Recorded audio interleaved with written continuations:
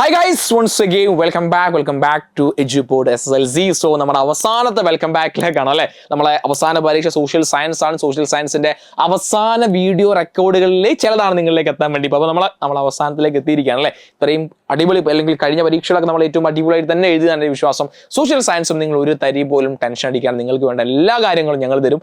കൃത്യം അത് ഫോളോ ചെയ്ത് പഠിക്കുന്ന കാര്യം മാത്രം നിങ്ങൾ ചെയ്താൽ മതി. സോഷ്യൽ ഒരു ബാലികേറ മലയല്ല എന്ന ആദ്യം നിങ്ങളോട് ഞാൻ പറയാണ്. ആദ്യം അപ്പോൾ നമ്മൾ ഈ ഒരു വീഡിയോ ഡിസ്കസ് ചെയ്യാൻ പോകുന്നത് മാസ്റ്റർ ഫോളോയിങ് അല്ലെങ്കിൽ ചേരുംപടി ചേർക്ക് എന്ന ടോപ്പിക്കുമായി ബന്ധപ്പെട്ട ചില കാര്യങ്ങൾ ക്ലാരിഫൈ ചെയ്യാൻ വേണ്ടി പോവാണ്. അപ്പോൾ സ്വാഭാവികമായിട്ടും നമ്മുടെ മോഡൽ എക്സാമിനെ വെച്ചിട്ടാണ് നമ്മൾ എന്ത് ചെയ്യാൻ പോകുന്നത്, ഈ ഒരു ടോപ്പിക് ഞാൻ കൈകാര്യം ചെയ്യാൻ വേണ്ടി പോകുന്നത്. കാരണം മോഡൽ എക്സാം ക്വസ്റ്റ്യൻ പേപ്പർ എന്ന് പറഞ്ഞു കഴിഞ്ഞാൽ നമ്മുടെ ഫൈനൽ എക്സാം അല്ലെങ്കിൽ നമ്മുടെ പബ്ലിക് എക്സാമിന്റെ ഒരു മോഡൽ പരീക്ഷ അല്ലെ. അപ്പൊ നമ്മളെ മുൻ വർഷങ്ങളിലെ മോഡൽ എക്സാമിനേഷൻ ക്വസ്റ്റ്യൻ പേപ്പർ ഒക്കെ ഡിസ്കസ് ചെയ്ത് നമുക്ക് കാണാൻ വേണ്ടി സാധിക്കും. എങ്ങനെയാണോ മോഡൽ എക്സാമിന് അതേ പാറ്റേണിലായിരിക്കും ഫൈനൽ എക്സാമിന് ചോദ്യങ്ങൾ ചോദിക്കുക. അതുകൊണ്ട് തന്നെ മാസ്റ്റർ ഫോളോയിങ്ങിന്റെ 4 മാർക്കിന്റെ ചോദ്യം ചോദിക്കാൻ സാധ്യതയുള്ള ചാപ്റ്റർ നമ്മൾ 8ാമത്തെ chapter Kerala towards modernity, Keralam ആധുനികതയിലേക്ക് എന്ന ചാപ്റ്ററിൽ നിന്നായിരിക്കും നമ്മുടെ 4 മാർക്കിനെ മാസ്റ്റർ ഫോളോയിങ് ചോദ്യം ചോദിക്കുക അല്ലെ. നോക്കി നിങ്ങൾ ഇപ്പൊ ഈ ഒരു ചോദ്യമാണ് നമ്മുടെ മോഡൽ എക്സാമിന് ചോദിച്ചത്. ഇത് വളരെ നിർബന്ധമാണ്. ഇതിൽ പറഞ്ഞിരിക്കുന്ന ഓരോ കാര്യവും വളരെ പ്രധാനപ്പെട്ട ടോപ്പിക്കാണ്. ഇത് നിർബന്ധം നിങ്ങൾ പഠിച്ചിരിക്കണം. ഇത് പഠിച്ച് നിങ്ങൾ ഉറപ്പുവരുത്തണം. അത് മാത്രമല്ല നിങ്ങൾക്ക് ഭാഗ്യമുണ്ടെങ്കിൽ ഈ സെയിം ചോദ്യം എന്ത് ചെയ്യാൻ സാധിക്കും, ഫൈനൽ എക്സാമിന് റിപ്പീറ്റ് ചെയ്ത് ചോദിക്കുകയും ചെയ്യാം. കാരണം വേറെ ഒന്നുമില്ല, അങ്ങനെ ചോദിച്ച് ചരിത്രം ഉണ്ടായിട്ടുണ്ട്. റെഡി. അപ്പൊ ആദ്യം നോക്കാം നമുക്ക്. 1.25 കോടി മലയാളികൾ. നമ്മൾ ഈ ഒരു ടോപ്പിക് എടുക്കുന്ന സമയത്ത് ഞാൻ ഒരിക്കലും മറക്കാത്ത ഒരു ചോദ്യമാണ്. 1.25 കോടി മലയാളികൾ. ഞാനൊരു സ്കൂൾ ഇന്റർവ്യൂവിന് പോയ സമയത്ത് എന്നോട് ആദ്യമായി അവിടെ നിന്ന് ചോദിച്ച ചോദ്യമാണ് 1.25 കോടി മലയാളികൾ ആരെഴുതിയ പുസ്തകമാണ്, ആരാണ് അത്? EMS നമ്പൂതിരിപ്പാട് എഴുതിയ പുസ്തകമാണ് ഇത്, 1.25 കോടി മലയാളികൾ അല്ലെ.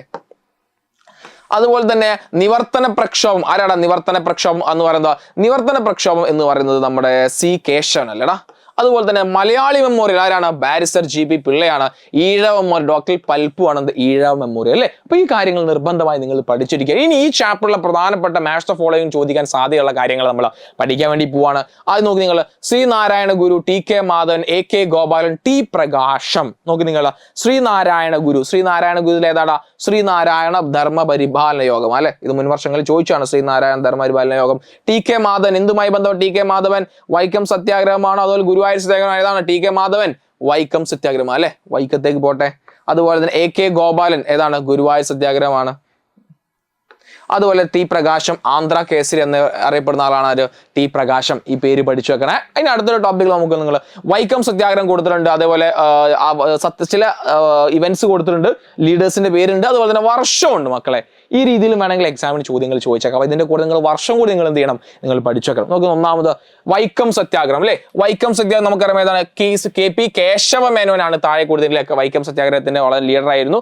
1930 നടക്കുന്നത് വൈക്കം സത്യാഗ്രഹം നടക്കുന്നത്. അതുപോലെ തന്നെ ഗുരുവായൂർ സത്യാഗ്രഹത്തിന്റെ വലിയ നേതാവായിരുന്നു AK ഗോപാലൻ. AKG എന്ന് പറയുന്നത് AK ഗോപാലൻ. ഏത് വർഷമാണ്?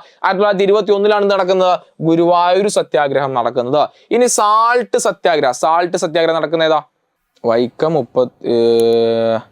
അല്ലല്ലോ ഡേറ്റ് മിസ്റ്റേക്ക് ഉണ്ടല്ലോ ഇതില്.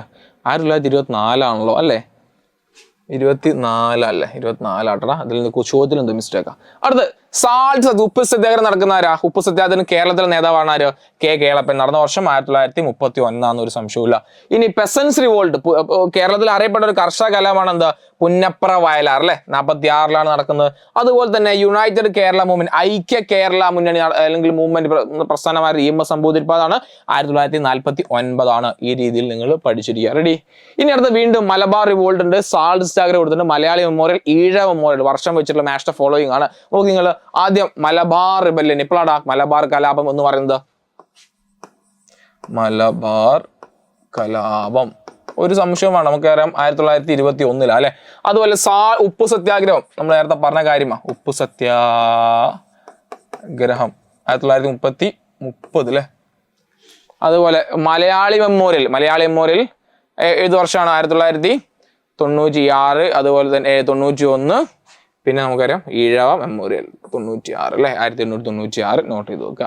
ഇനി മലബാർ വീണ്ടും മലബാറോട് 21, സാൾട്ട് സത്യാഗ്രഹം 30, മലയാളി മെമ്മോറിയൽ 91, 96 അല്ലെ. നമ്മൾ പറഞ്ഞ തന്നെ അല്ലെ. ഇനി അടുത്ത ചോദ്യത്തിൽ പോകാം നമുക്ക്. യെസ്, ഇനി കുറച്ച് ലീഡേഴ്സിന്റെ പേര് ഇവിടെ കൊടുത്തിട്ടുണ്ട്. നമുക്ക് നിങ്ങൾ കുണ്ടറ പ്രൊക്ലമേഷൻ, വൈക്കം സത്യാഗ്രഹം, ഗുരുവായൂർ സത്യാഗ്രഹം, Keezhariyur bomb case, Malayali memorial. ഇവിടെ കുറെ ലീഡേഴ്സിന്റെ പേരുണ്ട്. ഡോക്ടർ പൽപ്പു ഉണ്ട്, ജി പി പിള്ളയുണ്ട്, പഴശ്ശിരാജ് ഉണ്ട്, കെ കേളപ്പൻ ഉണ്ട്, കെ ബി മേനോൻ ഉണ്ട്, ശ്രീനാരായണ ഗുരു ഉണ്ട്, വേലുത്തമ്പി ദളവനുണ്ട്, ടി കെ മാധവനുണ്ട്. ഇവരെ കറക്റ്റ് നിങ്ങൾ എന്ത് ചെയ്യണം, ഈ ഒരു ഇവന്റുമായിട്ട് ബന്ധപ്പെടുത്തണം. നമുക്ക് ആദ്യം കുണ്ടറ പ്രൊക്ലമേഷൻ. നിങ്ങൾക്ക് അറിയാലോ കുണ്ടറ പ്രൊക്ലമേഷൻ ആരുമായി ബന്ധപ്പെട്ടാടാ? നമ്മുടെ സ്വന്തം എവിടെ പോയി വേലുത്തമ്പി ധവള അല്ലെ, വേലുത്തമ്പി ധവളയുമായി ബന്ധപ്പെട്ട അല്ലെ, വേലുത്തമ്പി ധവള. ഇനി അടുത്തത് വൈക്കം സത്യാഗ്രഹം. വൈക്കം സത്യത്തിൽ ആരാ? Doctor Palpu, G Pillai, Pazhassiraj, K Kelappan, K B Meno, Sreenarayana Guru, Veluthampi, T K Madhavan. Guruvayur സത്യാഗ്രഹമാണെങ്കിൽ ആരാണ്? ടി കെ മാധവനാണ്. വൈക്കമാണെങ്കിൽ കെ കേളപ്പനാണ് അല്ലെ. ഇനി കീഴരിയൂർ ബോംബ് കേസ് ആരാണ്? K B Menon. എവിടെയുമായി ബന്ധപ്പെട്ട? Keezhariyur bomb case, K B Menon. Keezhariyur bomb, Keezhariyur bomb, Keezhariyur bomb, K B എളുപ്പത്തിൽ പഠിക്കാം, കെ ബി മേനോൻ. ഓക്കെ, അതുപോലെ മലയാളി മെമ്മോറിയൽ നമുക്കറിയാം. പിന്നെ ആരാ? ഡോക്ടർ ആരാണ്? ഡോക്ടർ പൽപ്പു അല്ലല്ലോ, G P Pillai, barrister G P പിള്ളയാണെന്ത് മലയാളി മെമ്മോറിയലുമായി ബന്ധപ്പെട്ട ആളുകൾ അല്ലേ. നമുക്ക് നിങ്ങൾ കൃത്യമായി ഉണ്ടല്ലോ. കുണ്ടറ പ്രൊക്ലമേഷൻ വേലുത്തമ്പി ദളവയാണ്, വൈക്കം സത്യാഗ്രഹം ടി കെ മാധവനാണ്, ഗുരുവായൂർ സത്യാഗ്രഹം കെ കേളപ്പനാണ്, പിന്നെ Keezhariyur bomb case K B മേനോന്, Malayali memorial G P Pillai. Okay, ഇനി നമ്മൾ വീണ്ടും അടുത്ത് നമ്മുടെ കേരളത്തിലെ ആദ്യകാല ഏർലി മൂവ്മെന്റുമായി ബന്ധപ്പെട്ട ഈ ടോപ്പിക്കാണ്. നോക്കി നിങ്ങൾ, പോർച്ചുഗീസുകാരുണ്ട്, ഡച്ചുകാരുണ്ട്, ഫ്രഞ്ചുകാരുണ്ട്. ഇത് പിന്നെ ഏതായതാണ്? ബ്രിട്ടീഷുകാരല്ലേ. അത് ബ്രിട്ടീഷ്. ഓക്കെ, അപ്പൊ പോർച്ചുഗീസുകാർക്കെതിരെ നടന്ന സമരം ഏത്? ഡച്ചുകാർക്കെതിരെ, ഫ്രഞ്ചുകാർക്കെതിരെ, ബ്രിട്ടീഷുകാർക്കെതിരെ. ഇത് പഠിച്ചു വെക്കണം. നമുക്കറിയാം പോർച്ചുഗീസുകാർ നടന്ന ഏതാണ്? കുഞ്ഞാലി മരക്കാരാണ് പോർച്ചുഗീസുകാർക്കെതിരെ കേരളത്തിൽ സമരം, അല്ലെങ്കിൽ സമരം അല്ല, യുദ്ധം ചെയ്തത് അല്ലെ. ഡച്ചുകാരെ പരാജയപ്പെടുത്തിയ യുദ്ധം എന്തായിരുന്നു? ബാറ്റിൽ ഓഫ് കൊളച്ച് ആണ്. ആരാണ് ഡച്ചുകാരെ പരാജയപ്പെടുത്തിയത്? മാർത്താണ്ഡ വർമ്മ അല്ലെ. അതുപോലെ തന്നെ അടുത്ത് എന്താണ്? കർണാടിക് വാർസ് ആണ് ഫ്രഞ്ചുകാരുമായി നടത്തിയത്.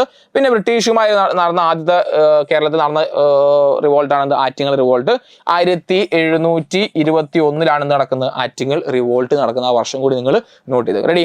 ഇനി അതുപോലെ അടുത്തത് പഴശ്ശി റിബല്യൻ ഉണ്ട്, വേലുത്തമ്പിയുടെ റിബല്യൻ ഉണ്ട്, പാലിയത്തച്ഛന്റെ റിബല്യൻ ഉണ്ട്. ഇത് നിങ്ങൾ നോട്ട് ചെയ്ത് വെക്കണം. ഇതൊക്കെ എവിടെ നടന്നതാണ് അല്ലെ? പഴശ്ശിരാജ റിബല്യൻ എവിടെ നടന്നാടാ?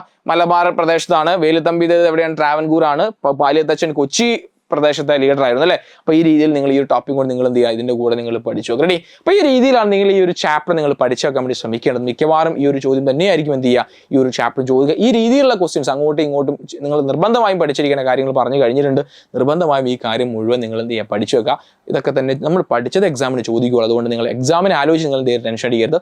സോഷ്യൽ സയൻസ് നമ്മൾ അടിപൊളിയായിട്ട് പഠിക്കും. സോ ലൈവ് ക്ലാസ്സും കാര്യങ്ങളൊക്കെ വരുന്നുണ്ട്. നിർബന്ധമായി എന്ത് ചെയ്യുക, ലൈവും കാര്യങ്ങളൊക്കെ അറ്റൻഡ് ചെയ്യുക. നമുക്ക് ഒന്നിച്ച് എന്ത് ചെയ്യാൻ പഠിക്കാം. ഒരു സംശയമില്ല, A+ നമ്മൾ നേടിയിരിക്കും. ബൈ.